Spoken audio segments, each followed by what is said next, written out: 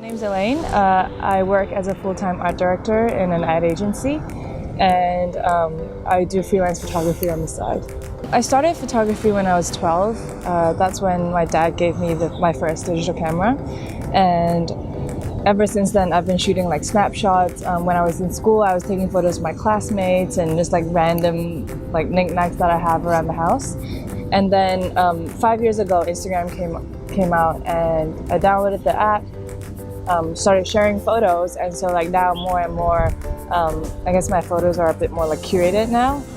For me, the most memorable ones are when I shoot people on the street, because when I shoot them there's a sort of interaction, and I would always talk to them after I take the photo or before I take the photo. So to give you a bit of background, I went to North Korea as part of a tour group from Hong Kong, and the reason why I went was because it's a country that everyone kind of talks about, but no one really knows exactly how it is inside because it's so secluded.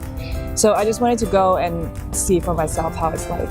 And what I got out the most was like interacting with the local people.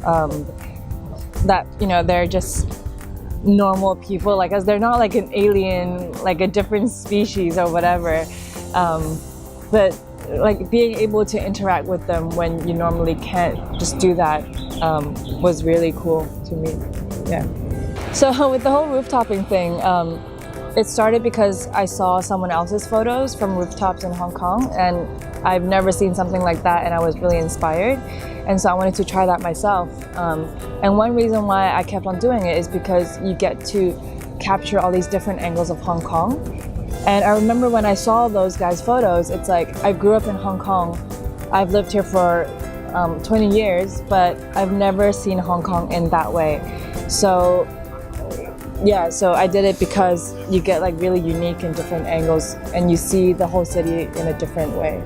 As a photographer, I just want to travel the world and meet new people, meet people from all different background, culture, and country.